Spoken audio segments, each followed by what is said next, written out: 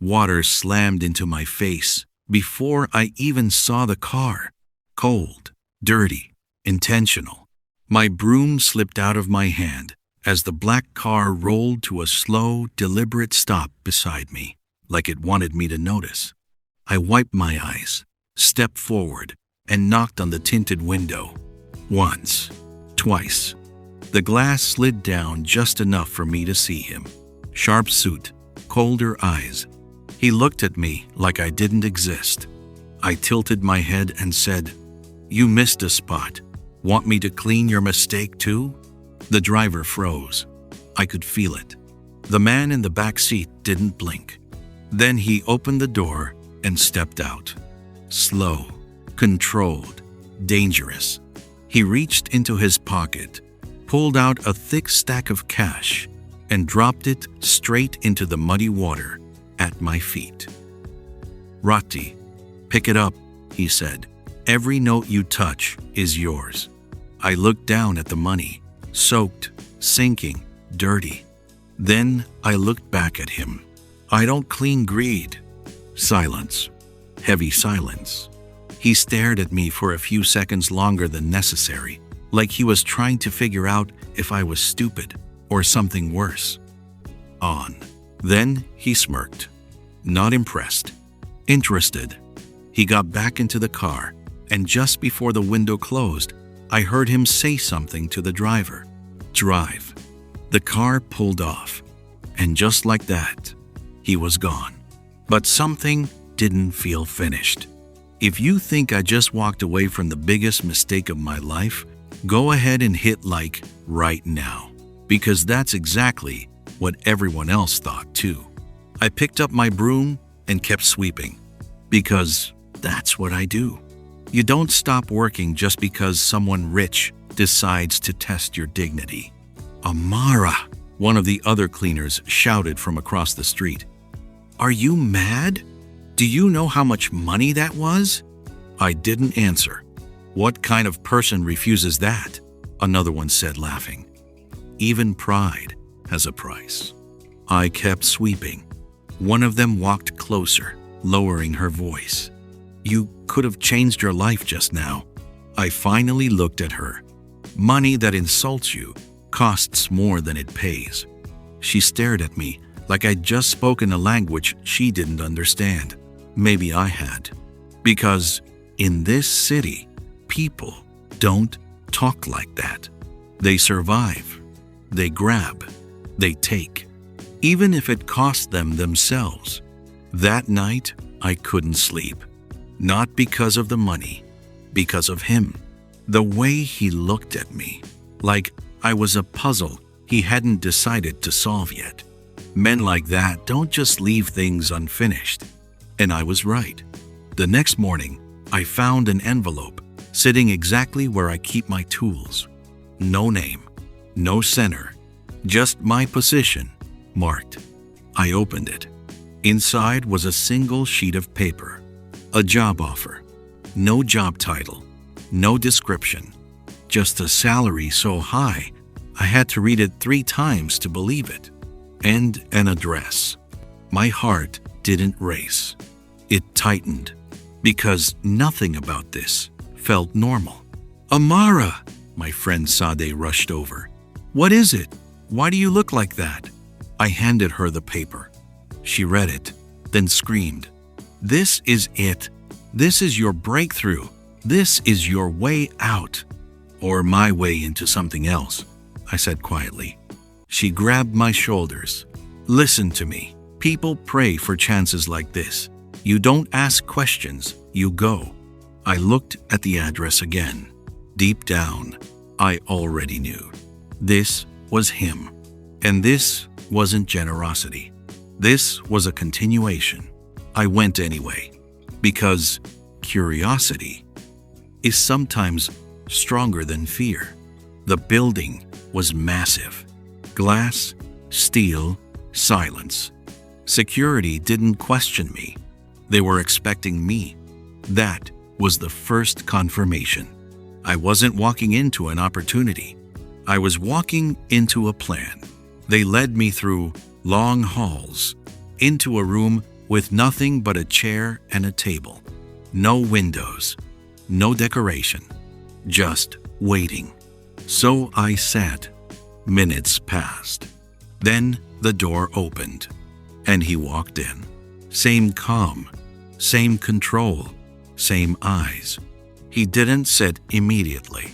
He just looked at me, like yesterday hadn't ended. "You refused money," he said. I met his gaze. "No, I refused disrespect." A pause. Something shifted in his expression. Barely. "Interesting," he said.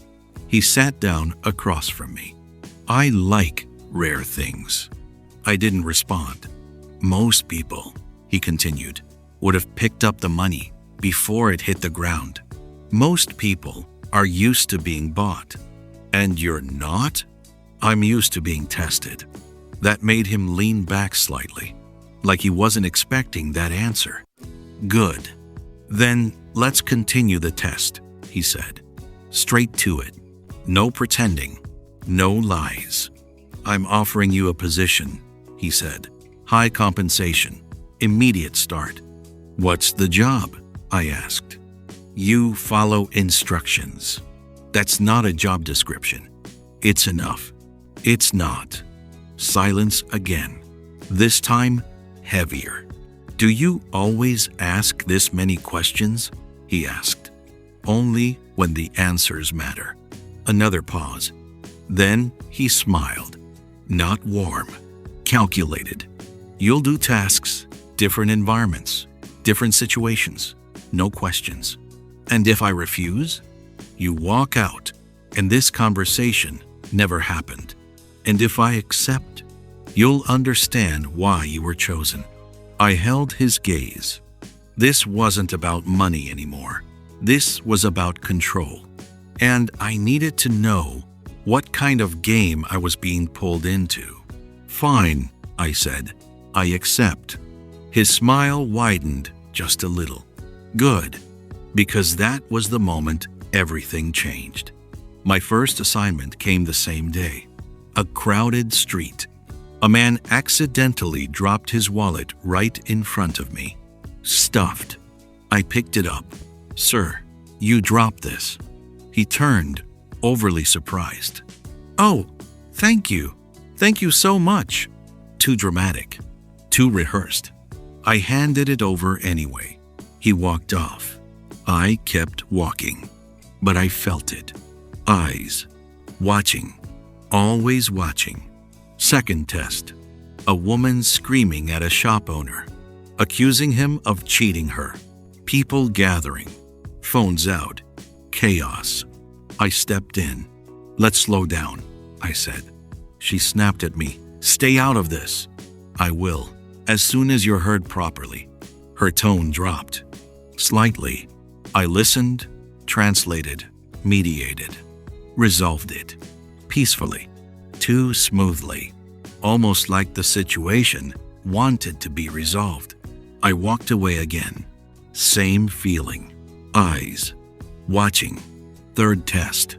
A man approached me quietly, slipped an envelope into my hand.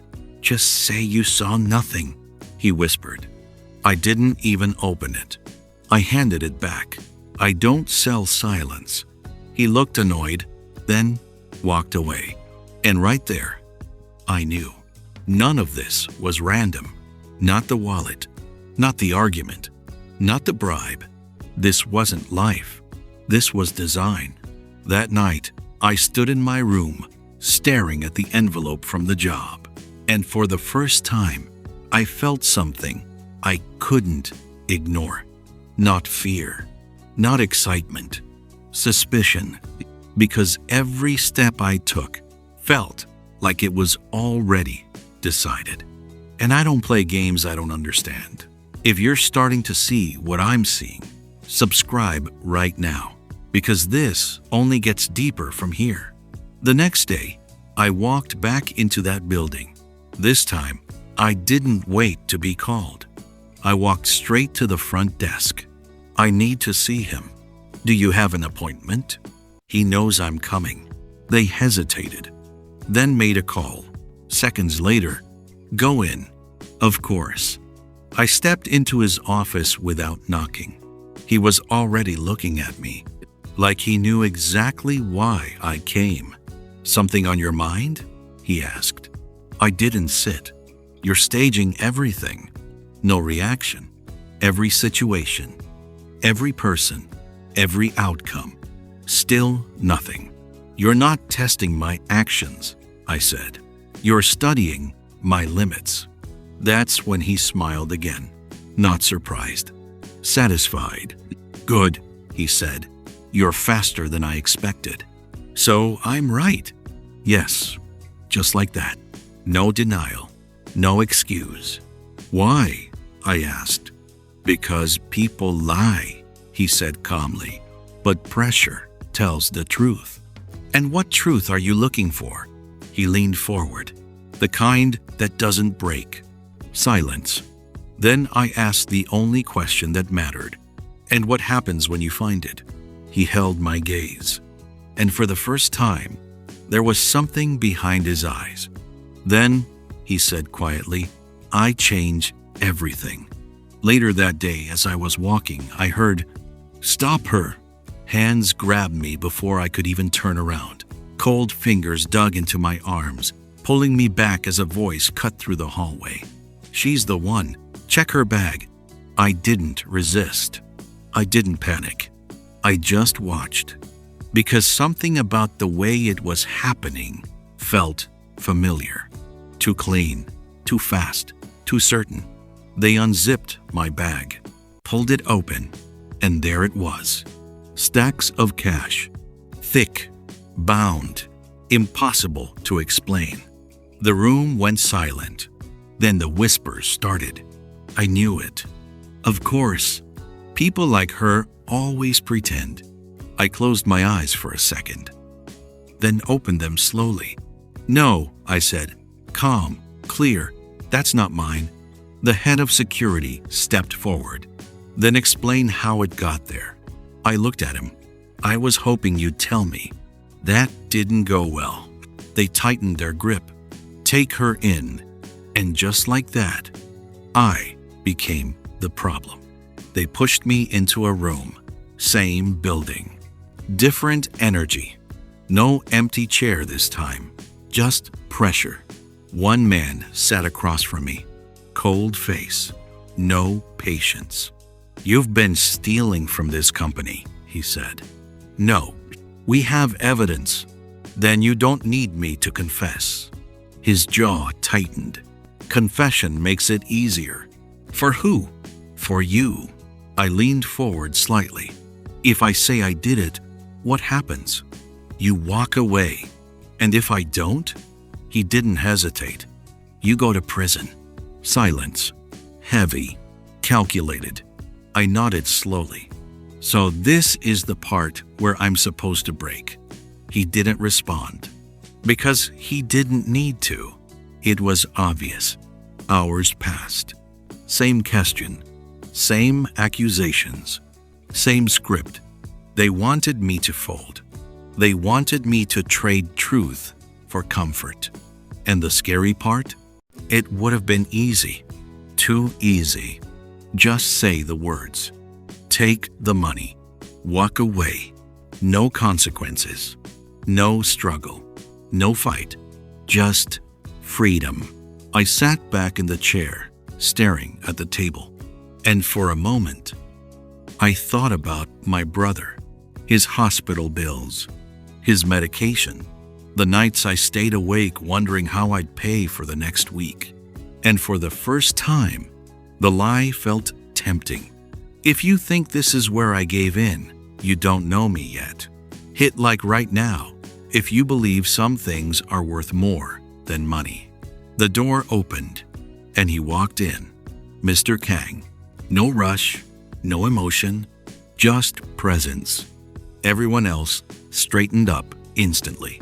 Respect, fear, control. He didn't look at them. He looked at me. Leave us, he said. The room cleared. Now it was just us. Again, he walked slowly. Then sat across from me like nothing had happened. "You understand the situation," he said. "I understand the setup." A slight pause. Then he nodded. "Good. So what's the final step?" I asked. "Simple," he said. "Admit it." I smiled. Not because it was funny, because it was predictable. "You built all this just to hear me lie?" "I built this," he said calmly, "to see if you would." Silence. Then I leaned forward. "Let me make this easy for you," I said. "I didn't take your money." "I know." That hit differently. I held his gaze. "Then why are we here?" "Because truth," he said slowly, "only matters when it costs something." There it was. The real test. Not the money. Not the situations. The cost. "What do you want from me?" I asked. "I want to see if you'll stay the same when everything is taken from you." I laughed quietly. "You didn't take anything from me." He raised an eyebrow. "You took your reputation, your freedom, your safety." I shook my head. "No," I said. "You only threatened them." That silence again. Heavy. Sharp. Then he leaned closer. "One word," he said, "and this ends." I didn't blink. "I'm not saying it, even if it saves you?" "Especially then." His eyes narrowed slightly. "Why?" And that question, that one question, that's where everything shifted. "Because I've been poor my whole life," I said quietly, "but I've never been cheap." Silence. Long. Uncomfortable. Then he stood up, turned his back, and started clapping. Slow. Deliberate. Once. Twice. 3 times. The door opened. Everyone rushed back in, confused, tense. "What's going on?" one of them asked. Mr. Kang turned to them. "It's over."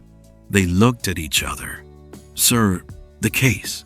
"There is no case," he said. And just like that, everything stopped. He walked toward them, calm, controlled, dangerous again. "You all failed," he said. Silence. "What?" one executive stuttered. "You lied. You pressured. You manipulated. And you still couldn't break someone who has nothing." He pointed at me. "She passed every test without knowing she was in one." The room shifted. Shock. Embarrassment. Fear. "This entire operation," he continued, "was designed to expose weakness." One of them tried to speak. "Sir, with all due respect." "Respect?" Mr. Kang cut him off. "You lost that the moment you chose results over integrity." Then he said the words no one expected. "You're all fired." Just like that. Years of power gone because of a street cleaner. If you didn't see that coming, subscribe right now, because what happens next is even crazier. Then he turned to me. Everything slowed. "You," he said. I stood up, not nervous, not excited, just steady. "You've proven something rare," he continued. "I didn't prove anything," I said. "You just ran out of ways to test me." A pause. Then he smiled. "This time, real." For the first time in a long time, he said, "I agree with someone." He walked closer. "I'm building something new," he said. "A foundation. A system that doesn't reward manipulation, but character. And you want me in it. I want you to lead it." Silence. The room froze. They weren't expecting that. Honestly, neither was I. "Why me?" I asked. "Because you can't be bought." Simple, direct, true. But I didn't answer immediately. Because this was the real decision. Not the money in the mud. Not the fake accusations. This. Power. influence, change, and I needed to be sure. I walked past him, toward the door, everyone watching, waiting. I stopped, then turned back.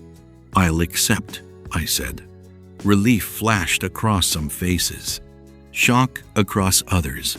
But I wasn't done. One condition. Mr. Kang's expression didn't change. "Name it." I took a breath. "Every street cleaner in this city gets healthcare." Murmur. Immediate resistance. "That's too expensive." Impossible. Not sustainable. I didn't look at them. I looked at him. "And fair wages?" I added. "Not survival. Living." Silence. The kind that decides things. Mr. Kang studied me. Long. Carefully. Then, done. Just like that. The room erupted. "Sir, you can't be serious. This will cost millions." "It will cost billions," he corrected. Then he looked at them. "And it's worth every cent." Weeks later, everything changed. Not just for me, for all of us. New policies, new systems, new respect. People who used to walk past us started seeing us, really seeing us. And me? I went back to the same street where it all started. Same broom, same road, different world. One of the cleaners walked up to me. "Is it true?" she asked. "All of this because of you?" I shook my head. "No." She frowned. "Then how?" I looked down the road, then back at her. "Because someone finally passed the test." She smiled, didn't fully understand, but she felt it. Later that day, I saw his car again. This time, it stopped before the puddle. He stepped out, walked over. No distance, no glass. "No test today?" I asked. He shook his head. "No," he said. "Today, I'm the one being watched." I smiled slightly. "Good." He looked at me, curious. "Why?" I picked up my broom and stepped past him. "Because you tested me for loyalty," I said. I paused, just enough for it to land. "But I was testing you for humanity." And this time, he didn't have a response. If this story meant something to you, like the video right now. Subscribe if you want more stories that hit like this. And tell me in the comments, would you have taken the money or walked away like I did?